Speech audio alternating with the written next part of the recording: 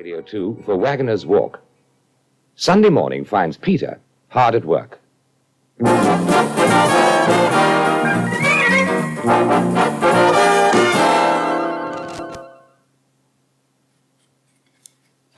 Good morning, Father. It's begun to drizzle. Well, that won't worry you, will it? I don't suppose you're thinking of going out? I might have done. Yes, I might very well have gone out. I was thinking of calling on George and discussing our plans for next weekend. Ah, yes. When you both move into number one. I shan't go, of course. You what? I shan't go out if it's raining. I mustn't risk catching a cold. Oh, I see. You gave me rather a shock, Father. What are you talking about? Oh, nothing. I just thought for a moment you meant, it doesn't... Oh, you can't wait to be rid of me now, I suppose. Go on, don't spare my feelings. Be honest. Now, that's a complete distortion of the truth, and you know it. We've all been pleased to have you here, but we all know you'll be a lot happier in a place of your own. And Jeremy can have his room back after I've gone. Yes, I'm well aware of my position in the order of priorities. Well, it is his home, after all. It's only natural for us to want him back. It's equally natural for Lynn to want him too, I should have thought. That's been his home ever since Christmas. Has Lynn been saying anything to you, Father? No. Why? Because I'm afraid that may be exactly the way her mind's working. Every time I try to talk to her about Jeremy coming back here, she's always too busy. Well, she's just popped out for a moment. I think she's avoiding me. Nonsense. She leads a very full life. I've no doubt she is busy. Well, we'll see. There's no point in her trying to put it off. There. That's the last of the potatoes. It's not right. I don't care if I am being old-fashioned. I still say it's not right. Father, you must allow me to decide what's best for Jeremy. I'm not talking about Jeremy. I meant you, up to your elbows in the sink peeling potatoes. What sort of occupation is that for a grown man? Well, now, let's not have an argument about that. But I still say that's not the way I expect my son to spend a Sunday morning, doing the housework. I suppose you think I should have gone to church. You could do the same as every other able-bodied man in this street. Go out and wash the motor car. There's somebody at the back door. Yes, Father. Mr. Tulley. Good morning, Mr. Tyson. I hope I haven't called it a... No, that's quite all right. Oh, excuse me. Come on in. No, I don't think you've met my father. This is Mr. Tulley, Father, from the boatyard. How do you do? How do you do, Mr. Tyson? I'm very pleased to meet you. Your son's told me a lot about you. Oh, has he, indeed? It's nice to see you, Mr. Tulley. What are you doing in this part of the world? Well, I did say I'd call in sometime when I got a minute to spare to look at that timber. A timber? Oh. I had a quick look through the garden on my way through, but I couldn't see any timber. Where are you keeping it?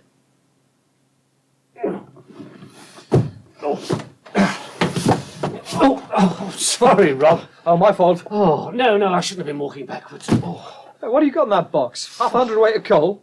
No, books. And I am here to tell you that pound for pound, books weigh more than any other substance known to man. Want me to give you a hand? Oh, well, it's a tempting offer, but no, you're on your way out. I mustn't hold you up. You're off to the restaurant to do the Sunday lunches, eh? I shall be, very soon. But I'm not going out yet. I was just coming in, as a matter of fact. Well, you've been out to get the Sunday papers in, eh? No. Actually, I was out last night, staying with some friends. I only came home to get changed before I go to work. Oh, I see. Yeah, let's get that box downstairs. Come on. It'll be a whole lot easier with two of us. Oh, well, I won't argue with that. Right, you ready? Yeah. 1, 2, and... Oh, God. I see what you mean. Oh, how many books have you got in here, anyway? Oh, it's the contents of only one bookcase, I'm afraid. There'll be 3 more like this. Oh, how are we doing? There's only a couple more steps to go. I tried to weed some of them out. When it came to the point, I kept thinking, you never know, you might need that one day. Yeah. There we are. That's done. Right, thanks, Rob.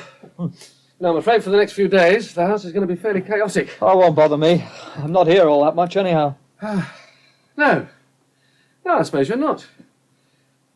You're not thinking of moving as well, by any chance, are you? What makes you say that? Well, I only thought, well, you seem to have been away quite a bit recently. I wondered if you had any other plans. No. Well, to be quite honest, I did have the offer of a place, but, well, I don't think I'll be moving for quite a while. This suits me fine. Mr. Tulley, I do apologise. I've dragged you out on a wild goose chase. Don't give it another thought, Mr. Tyson. It doesn't matter at all. It's so stupid. when I thought we were going to be stuck with all that timber, I rang you up on the off chance. You will do these things without stopping to think. And then when I cancelled the extension, the builders came round and collected everything up. I never gave it another thought. I should have rang you back. As I say, it doesn't matter. It gives an excuse to get away from the yard for half an hour. I was glad to get out of the office this morning, to be honest. Well, this is your busiest time of the year, isn't it? All the new contracts for spring and the summer. Well, generally speaking, that's the truth. Winter time, we don't reckon to do more than ticking over, like. It was inexcusable of my son to bring you all this way for nothing when you're so busy. Peter, surely you'll offer Mr. Tulley a cup of coffee. It's the least you can do. I was just going to do that, Father. Do you want one? Not at the moment, thank you. I only came in to collect the Sunday papers. I'll just take them back to my room, if I may. Not that it'll be my room for very much longer, of course. I beg pardon? I don't know whether Peter told you. I'm being moved out to make way for my grandson. Oh, really? Still, that's what one must expect as one gets older. One has to step aside and make way for the younger generation. The old order changeth. I shan't complain, you understand. All I want is to fall in with everyone else's plans, with the least possible fuss. May heaven forgive you. Goodbye, Mr. Tulley. Bye. Very nice to have met you. I may see you again one day, I hope, if I'm spared. If you can bring me a cup of coffee up and some biscuits in about half an hour, Peter.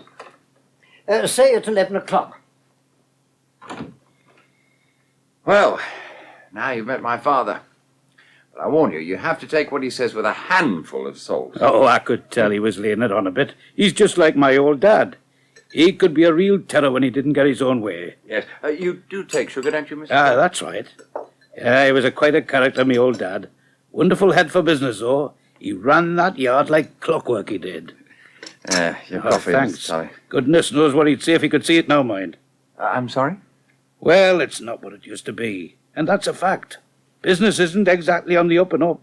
Oh, I dare say some of it's my fault.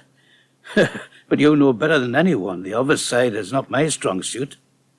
But it's not only that, man, it's the whole thing. The industry's dying out. Yes, I suppose there isn't the same demand to build new barges. Oh, sorry, narrow boats. Ah, you're right. Oh, we get repair work to keep us going, and there's been a bit of interest in letting boats for holiday makers in the summer. But there's no shutting your eyes to the fact. Building new craft for the canals, well, it's on its last legs. Well, what'll happen to the boatyard then? I don't know, Mr. Tyson. I wish I did. Shirley. Well, this is an unexpected pleasure and no mistake. How are you, George? Well, I'm struggling on, getting there by degrees. It's a big job packing everything up. It certainly is. I don't know how I've done it, but I seem to have acquired so many more bits and pieces since I left Cane House and moved in here. Well, there's all Mum's stuff as well, for a start. Yes, of course. Not only furniture, all sorts of knickknacks. Most of Mum's stuff's probably junk anyway. You want a real good turnout, give the dustman a field day. Oh, no, I couldn't do that. George, it's no use being sentimental about it. You've got to be realistic. Yes. I try to be. But anyway, I'll have more room when I get over the road. I'll be able to spread myself a bit. Oh, don't you believe it? I know those knickknacks of Mum's. They've got a life of their own. I've always suspected they multiply like rabbits when you're not looking. Before you know where you are, you'll be up to your neck in brass cowbells and little boxes covered in shells. Well, we'll see. Oh, dear, whatever am I thinking of? I should have offered you a cup of something. Sit down, Shirley. I'll put the kettle on. No, we've only just had lunch. I wouldn't dream of it, George. I'm here to work. Work? Well, Cliff's having a nap, so I thought this would be a good opportunity to come over and give you a hand with the packing. Oh, you shouldn't have bothered. No, it's not a bother, George. Besides, I wanted to say thank you. Whatever for? Well, being so good about Cliff, you know, the night he drank too much. Oh, that's all over and done with now. Just wanted you to know I appreciate it very much. And that's why I wanted to help you get ready for your move. Oh. Where should I begin? Upstairs?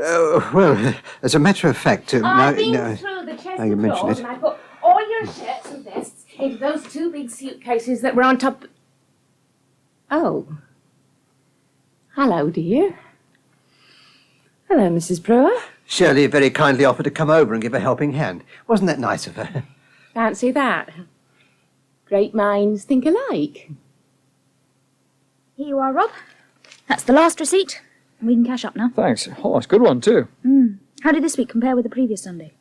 We were about £30 up on last week. Oh, great. You see, Lynn was right. She said it'd pick up by Easter. Sunday lunch is always pretty steady. I reckon it's because people are too lazy to get up and cook for themselves after Saturday night. Oh, gosh, sorry. Oh, who's talking?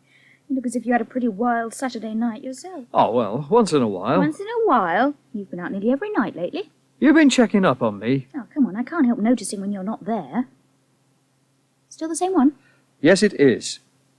Well, I just hope that you're good. Oh, sorry, excuse me. What are you doing here, Alexis? If you're looking for Mrs. Price, she left about half an hour ago. Yes, I know. She sent me back here because she left her handbag behind. Did she? Oh, I didn't notice. He's under the desk, she say? Yeah? Oh, hang on.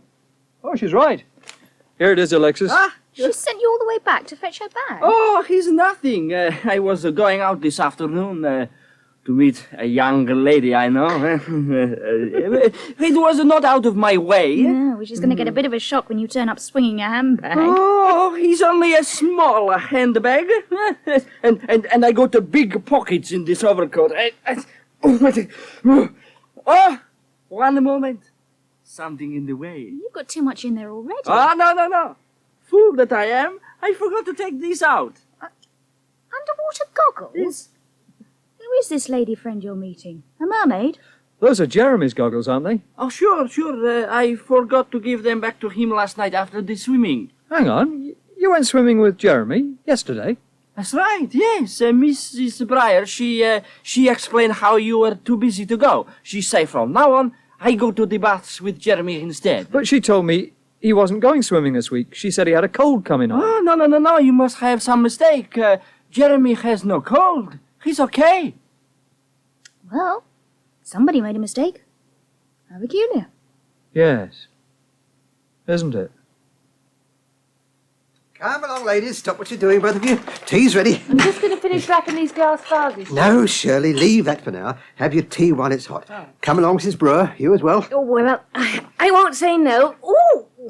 It doesn't until you straighten up you realise you got muscles you never even knew about. I told you should have let me clear out those things from the bottom shelf. Well, I'm very grateful to both of you for volunteering to help me pack up. I don't know how I'd have managed without you. Well, if we get all this stuff parcelled out now, you'll only have the heavy pieces left for the moving men when they come. I don't see why you need to get removal men at all. It's only across the road. I'm sure we could have managed it between us. The sofa and the sideboard. I don't think so, Shirley. Cliff could have got one of his mates to help. Oh, no. I don't want to impose on anybody, least of all Cliff. Oh, go on, he'd have been glad to. He still feels bad about the other night. It would have been one way of atoning. Not another word, Shirley. He had 1 over the 8. It could have happened to anybody. Well, almost anybody. Oh, it was so stupid. Just because he was feeling a bit low. He'd had some trouble with the bloke in charge at his carpentry course, apparently. Oh, no, dear, it wasn't that. Oh, don't you worry about that. Sorry? Oh, it wasn't anything to do with his carpentry course. That was the day after when he got it ticking off. He told me about that. You sure? Oh, yes, because he said that made it all the worse, having the hangover at the time. Anyway, there's no point in discussing it now. It's all over No, and just done. a minute. You were there when he got drunk, weren't you, Mrs. Brewer? You were in the bar. Oh, yes, dear. Oh, I couldn't stop him. I did try. Do you have any idea what set him off? Didn't he say anything? Oh, he said all sorts of things, but none of it made any sense.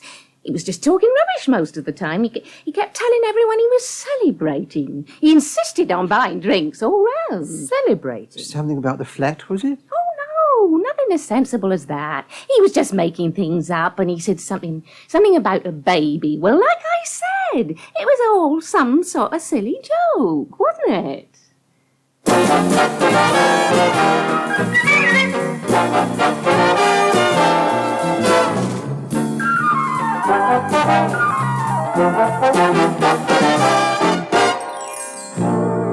And don't forget you can hear an omnibus edition of Waggoner's Walk at 5 o'clock every Sunday afternoon here on Radio 2. But now it's back to David.